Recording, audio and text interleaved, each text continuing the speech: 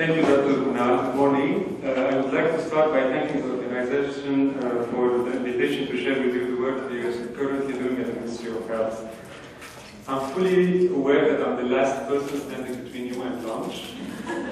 And I'm an advocate for occupational health and for self-care. So if you accept, I would like to invite you to stand up, stretch your spine, legs, and ask, because you've been sitting down for 1 hour. Just stretch a bit. Don't worry, it's part of my 15 minutes. So don't worry. When you feel ready, please sit down. So I'm going to deep breathe. Thank you.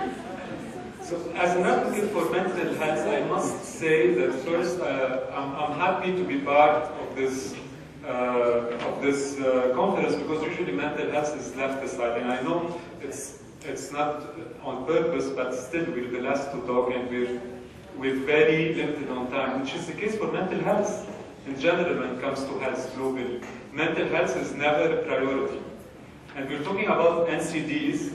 We haven't mentioned the impact of mental disorders on the NCDs and how we can reduce the burden, the mortality, the morbidity, just by treating depression in persons with diabetes. So I just wanted to highlight that before going into my presentation. Next. Before starting, I would like to acknowledge all the persons and the organizations that are supporting the program. And talking about the political support that Adam was talking, I would like to say that Dr. Walid Ammar, who is the Director General, is spearheading this reform for mental health. And we have the WHO, UNICEF, International Medical Corps that are supporting the program. And I'm speaking today on behalf of my team, the team that I work with, Wissam, Sandra, Brahim, Edwina, and Jihan, who are not with us today. So all this work that you will be hearing about is more their work than mine, actually. Next, please. When we want to talk about crisis, about how big it is, usually we go to numbers. And when we go to numbers, the Syrian crisis has a lot of numbers, big numbers. It's one of the biggest refugee-generating crises till now. But when you work with the people, with the persons on the ground, and you look into their faces, when you look into the faces of people who help them, and you look into the helplessness, I must say that there are really no words that can convey that, and no numbers. Especially when numbers get big in general, they lose importance. When we say we have 1.5 almost million refugees, what does that mean? It means less than if we say like 1 in 4 people maybe is a Syrian refugee working in Lebanon. So I wanted to put this up front because I don't have a lot of numbers to you today. I'm going to share with you how this crisis affected the system in Lebanon and how we're making the best of it. I'm going to go through 3 points: the background, the Mental Health Psychosocial Task Force, and the National Mental Health Program. Next. Well, as you all know, Lebanon is a very small country. I'm sure you know already you can ski and go to the beach at the same time. You can do it now if you want. Like this year, for example. It's a very small country, about 10,000 kilometers, the population around 4 million. The Palestinian refugees registered with UNRWA are around 200,000, and we have a long history of civil war. The Syrian crisis. I mean, I'm sure we spoke a lot about it. There's nothing more to add, except that I think it's one of the biggest tragedies that we're currently living now in modern world. In Lebanon, we have about, the official number is 1,132,000, but currently we speak about more than 1.5 million refugees in Lebanon, or displaced refugees in Lebanon. The mental health in Lebanon before 2014 was mainly custodial. So we had 3 mental health hospitals or psychiatric hospitals. We had a few private psychiatric wards, no mental health legislation, no mental health strategy, around 60 psychiatrists, all made in the private sector, and mental health is not covered by private insurance. They think that mental health actually even is an exclusion criteria for some of their clients. In 2013, UNHCR did an assessment for mental health and psychosocial services provided for Syrian refugees, and it's online, you can access it freely. And this report highlighted actually what was going well, but mainly what was lacking. And the first thing was lacking, as Adam was saying, is coordination. There was no coordination happening among actors. Lack of services. The services did not match the needs. Weak referral system, so the persons with mental health urgency didn't actually access the services that they needed. A lot of tension between the refugees or the displaced and the host community. Lack of basic services was the main source of distress. It wasn't what they went through in their homeland, it was the lack of what they need now, here and now. And I would like to highlight that because we hear a lot about PTSD all the time. PTSD this, PTSD that. Sure, it exists as an entity. There is something related to trauma. But not all refugees, one, are traumatized. This is a big myth. And not all refugees with mental distress or mental disorders have PTSD. They have more depression, anxiety than PTSD. At least this is what I see on my clinical work also. So based on this report, actually, one of the recommendations was the creation of a task force to coordinate, and it was created. This task force was chaired, and still is, chaired by the Ministry of Health, co-chaired by WHO and by UNICEF, and it is inclusive of all NGOs, ministry, or other organizations working in mental health and psychosocial support for Syrian refugees in Lebanon. We're about 30 NGOs, and we've been working for a year now, actually, and we're planning our action plan for 2015. The aim of it was to harmonize and mainstream mental health and psychosocial support, and not to overly medicalize it either. Based on this, there was a momentum created, and there was an interest also to take this coordination that was mainly aiming at the refugees, and to say, what if we use this momentum and we start actually building the system instead of building a parallel system? And in May this year, the National Mental Health Program, the first, was launched at the Ministry of Health, with the support, again, of these three main entities, WHO, IMC, and UNICEF. These are the 5 domains that the program is looking into. The first domain is leadership and governance. And for the time being, what do we have? We have a team of mental health professionals at the Ministry of Health, and in the ministry plan for 2016-2017, we're looking into changing the organogram and having a department, which is, I think, is very good for mental health in general. We have a draft for a national strategy that we're preparing for March, and in March we will have a national discussion and consensus about what is important for the country when it comes to mental health. We have draft law that is in line with the Convention for the Rights of Persons with Disability and with the updated guidelines that should be submitted soon to the Parliament. And we're currently revising the mental health budget allocated by the Ministry of Health. The second point is the organization of services. On this pyramid, which is the optimal mix of services usually, how mental health services should be provided, the tip of the pyramid is the psychiatric hospital. For the time being, we have an inverted pyramid in Lebanon. What we're trying to do is to strengthen the third level, which is the primary healthcare level, and the fourth level, which is the community-based mental health. How are we trying to do that? We started with mental health. We adapted this guide, which is the WHO guide, aiming at the next one. Next, please, Martin. Aiming at integration of detection, assessment of, and management for these 10 priority conditions, including depression, psychosis, etc. So the care would be done by the GP, and the training. We were speaking about how how much trainings are ineffective on their own. And this is why the centers that we've trained, that are 47 centers and 106 GPs, will be followed up for this year by a team of specialists for support and supervision, and then they will be linked up to community mental health centers where there are psychiatrists and psychologists to whom they can refer. Next one is promotion and prevention, and we have specific points or priority points included in the strategy that will be, of course, discussed. First one is early childhood development and maternal child health programs and detection of the maternal depression. Second one is life skills education in schools, and we started talking with the Ministry of Education.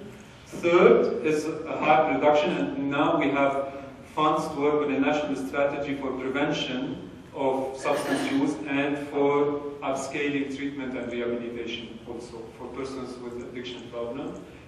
The last one, which is a very sensitive topic because there's a lot of stigma around that. It's still unfortunately taboo. Also, suicide takes more lives up till now, more than any war or any crisis.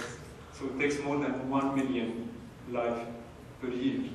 It's still also on the chart. So we will be working into building a framework to start a registry and hopefully work on preventing. Not in Lebanon, 1 million. Yeah. 1 million worldwide. Yeah. The fourth domain is health information system and research, and we will be working into building a good, simple, because the more it gets complicated, the more it's not usable. So this is the biggest challenge, how we can link it to the already existing systems, especially at the primary health care. And for the research, what we would like to do, and this is a priority for the program, is down the line we will be inviting all universities to form a national committee for mental health research, so we could put together a national agenda for mental health that is aiming at service development. This is our priority. It's not all the up-to-date techniques everywhere in the world. It's like, how can we develop our services to reach the gap? We know that 85% of the persons in need of mental health services don't access it. So we don't have to be very up-to-date. We can start from where we need to start. Okay. The last domain, which is a very dear domain to my heart, it tackles two topics. The one, how the program and how the ministry within its national strategy will be looking into also supporting the mental health of the refugees, whether the Palestinian refugees, through the advisory role that we are already giving to the UNRWA, that started the implementation of mental health into primary care in Lebanon and has its own strategy, and through the task force for the people affected by the Syrian crisis. Now, next week we have a meeting to start a draft action plan for the strategy to tackle the priority conditions needs for 2015, and one of them is building a solid referral system for persons in need of urgent care and mental health. When it comes to the second part of it, we know that we never really tackled civil war in Lebanon. It almost never happened. We call it al-ahdath, the events. It's not even a war, right? So we're keen into also working on that, working with all the organization and people implicated in this, to start talking and supporting people who were survivors of torture during this period, or the families of the disappeared. We still have about 17,000 persons who are missing in Lebanon. How are we going to tackle that? We don't have yet a very clear plan. I think it will be developed with the actors who are working on the topic, but it's mentioned here because it's also a priority for us. Next one. To end, I would like to highlight that despite all the evidence that we have for how much it is important for mental health to be tackled as a priority when it comes to health, specifically related to NCDs, for example, still it is not considered a priority, even less in crisis, because funds are limited and in general, people go to communicable diseases or to basic needs. However, a lot of literature, a lot of evidence point to the importance of catering for the mental health needs. And which will empower people and will help them even more access their basic needs and other health accesses. Our hope is that in the near future this crisis would end, and that the only thing that we would remember about it is a program that is able to provide services and coverage with good quality, good access to people living in Lebanon near their homes. Thank you.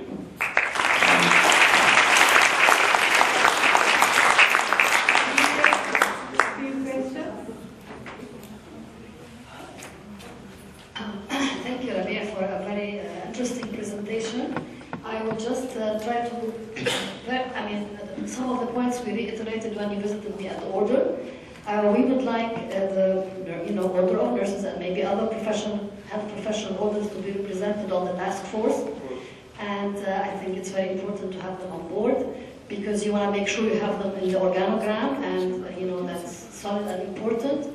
I want to make sure that we all know that people who take care of people with mental illness and to maintain their mental health, they may need assistance themselves. Yes. They may need support. So you probably need to think also of how can you support nurses and doctors who work in that area. I think it's very important.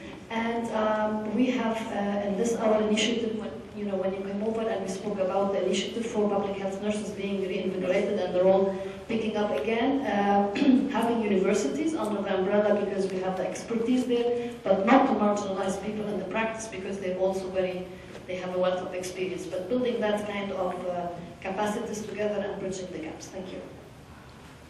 Definitely, I mean, our priority is to include everyone. And as you said, we started talking with orders, with universities, and opening to all people who want to collaborate. For staff care, actually self-care, it's the second priority, and now we are writing a concept known to assess the occupational health of people working in the response. We don't have funds for it yet, but we're developing a proposal because we are needing a lot of data. It's very interesting that you integrate, we're planning to integrate the mental health into the primary healthcare centers. But I would like to pay your attention to the postnatal depression. Once the MCH centers usually have the antenatal care, and I know that depression is not a postnatal or antenatal depression is not a disease. I don't know if it's considered a disease on the mental health, but you didn't include it in your checklists. Yeah. Actually, it is included in the maternal and child health programs. Part of this integration in other programs is to sensitize midwives and doctors on simple screening and effective management and referral of postnatal depression, because it affects almost 10% of the women, and it's not a normal reaction, it's not the baby blues, it is a condition that needs to be treated.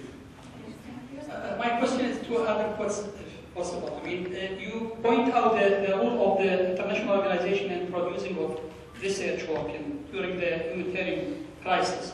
But what about the role of the national healthcare systems itself?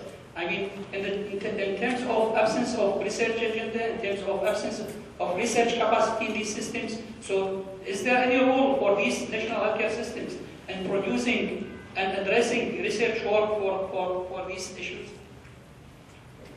Yeah. Is it on? Yeah.